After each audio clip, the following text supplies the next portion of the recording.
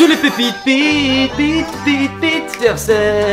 alors, on sait déjà tous, ou peut-être pas, parce que moi je suis une salope, mais embrouillé avec nos voisins. Où nous avons assisté à une embrouille, une querelle, que dis-je, une interlude entre voisins. Donc aujourd'hui, nous allons nous regarder un petit recueil de mots mis dans des voisinages, dans des appartements.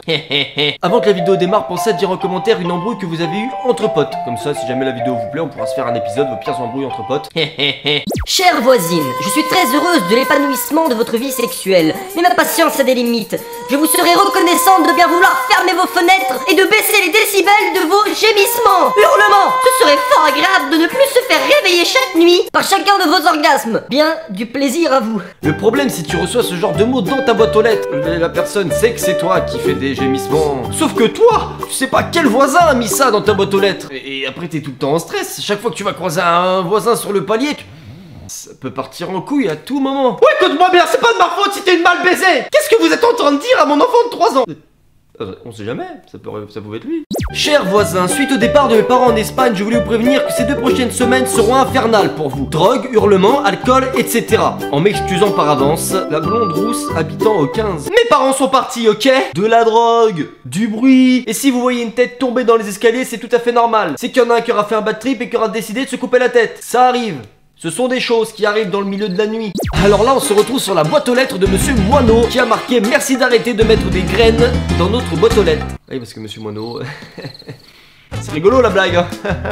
Ah, on rigole, hein. On se tape des barres. Si vous baisez aussi mal que vous garez votre voiture, ne vous étonnez pas d'être cocu. Waouh. Vous voulez jouer à ça? Eh bien, votre femme, c'est comme un paillasson. Tout le monde est passé dessus, mais on sait pas combien. Waouh.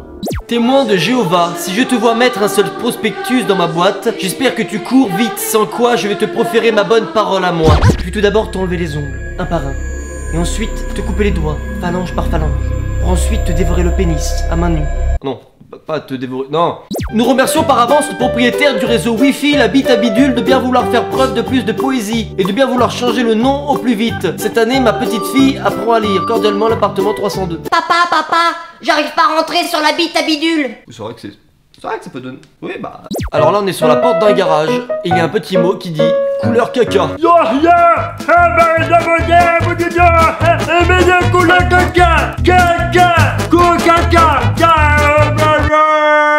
La petite gentille qui tripote ma boîte à lettres ferait mieux de tripoter son caca et d'aller voir un psychiatre ou bien de fermer les portes des compteurs qui claquent. C'est clair, petite gentille. On est clairement sur un mec qui a passé une mauvaise journée. Chérie, c'est en train de me casser les couilles. Alors, je vais remplacer tous les QU par K pour montrer que je suis bien énervé parce que ça donne un genre bien plus agressif. Oui chérie, j'ai vu ça en cours de français, ne t'inquiète pas. De oui. À la Mylène Farmer du 5e étage, nous respectons votre choix de baryton mais nous infligez tous les dimanches entre 8 et 10 heures. Je suis libertine, je suis une cata, je suis si fragile. C'est dur, vos vocalises amusent beaucoup notre fille qui depuis peu s'est mise à chanter je suis très gentille, je suis un lapin, c'est un enfer. Alors arrêtez d'écouter ce putain de morceau de merde. Mais voilà. Non mais tu vois, c'est Mylène Farmer le mot d'avant. Petite pute qui tripotait la boîte à lettres. Petite pute. Mais tout à Je suis libertine. Attends, elle s'est dit je vais en faire un business. C'est comme ça que naissent les vrais artistes, dans la souffrance. Prière de ne pas jeter vos animaux par les balcons.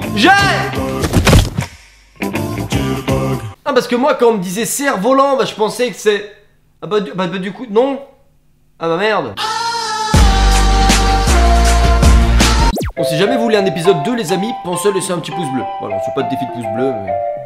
Faites-moi un plaisir, mettez des pouces bleus, s'il vous plaît. Comme ça je finis en tendance et je deviens extrêmement riche et puissant et célèbre et c'est totalement faux. Mademoiselle, veuillez s'il vous plaît ne pas vous mettre nu devant votre fenêtre et les voisins n'apprécient pas votre manque de pudeur. Merci de votre compréhension, nous serons obligés de porter plainte, alors tirez vos rideaux. Oh celui-là il fait mal. Oh, là c'est vraiment dégueulasse quoi. Parce que si tu es fraîche, je connais pas beaucoup de voisins qui va te dire un petit mot pour te prévenir de fermer tes rideaux. Ça me ferait chier de recevoir un mot me disant s'il vous plaît vous pourrez fermer les rideaux parce que quand on voit votre nez dépasser par la fenêtre, bah, ça nous dérange. Donc fermez vos volets s'il vous plaît, un peu de pudeur enfin.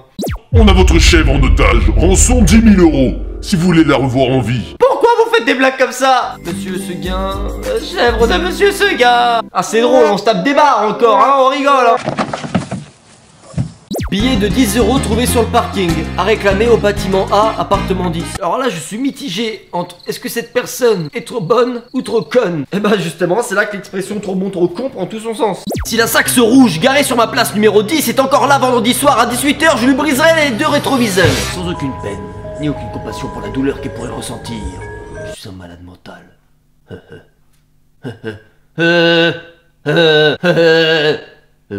Avis, la personne qui s'amuse à cracher dans l'ascenseur serait aimable d'y remédier. Nous savons qui est cette personne. Faut être plus malin que ça. Par exemple, il faut péter au moment où tu vas sortir de l'ascenseur, pas pendant que tu y es. Ah, le prout dans l'ascenseur. J'ai l'impression de jouer à Cluedo à chaque fois. Il y a une personne qui est rentrée, une personne qui est sortie.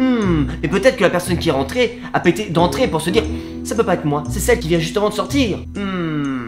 Donc voilà les gars, les filles aussi. Cette vidéo est déjà finie, j'espère qu'elle vous aura plu. Si c'est le cas, pensez à t'abonner, pense au pouce bleu. C'était R7, je vous dis prenez soin de vous. Bye tout le monde. Lions roaring in the morning sun, searching for a long